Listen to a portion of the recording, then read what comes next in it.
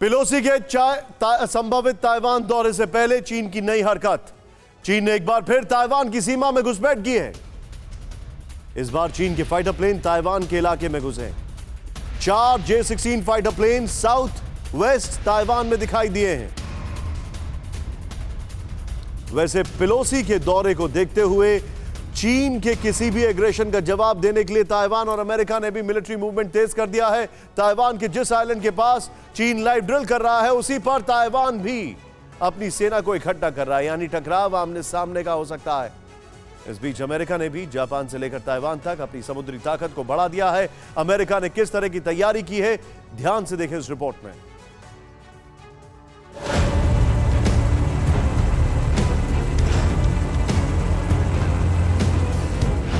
US speaker Nancy Pelosi के दौरे का ब्लूप्रिंट रेडी है। इसी के साथ तैयारी अमेरिकी आर्म्ड फोर्सेस की भी है। खासकर एयरक्राफ्ट कैरियर के साथ वॉरशिप्स वाली पूरी स्क्वाड्रन किसी भी टकराव के लिए हाई अलर्ट है। इस शेड्यूल को देखेंगे तो पता चलेगा कि अगले 24 से 48 घंटे क्यों विश्व युद्ध की आहट दिखाई देने लगी है।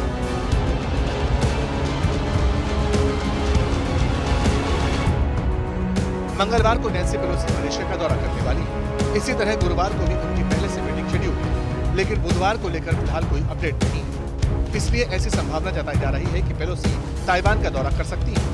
आज चीन की तरफ से पेलोसी के संभावित ताइवान दौरे पर फिर सख्त कमेंट्स किए गए।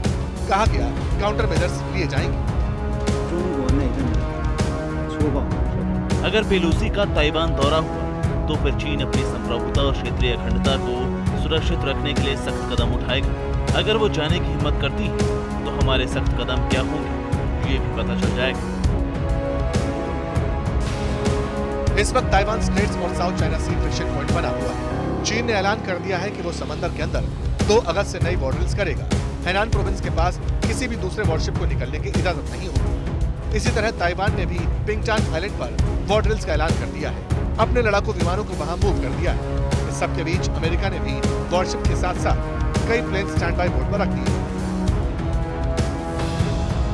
ऐसी रिपोर्ट्स है कि यूएसएस रोनाल्ड रीगन दूसरे वॉरशिप के साथ साउथ चाइना सी से आगे बढ़ चुका है। ताइवान के ईस्टर्न इलाके की तरफ तैनात होने की तैयारी। इधर अमेरिकी एयरफोर्स के एयरक्राफ्ट जापान के ओकिनावा एयरबेस पहुंच चुके हैं। ये एयरबेस ताइवान से 500 मील की दूरी पर है। पता चला है कि यूएस एयरफोर्स के 9 रिफ्यूलिंग एयरक्राफ्ट के साथ 2 C-2 ट्रांसपोर्ट प्लेन, एक MS-60R Seahawk helicopter US Kadena airbase पर तैनात हो चुका है।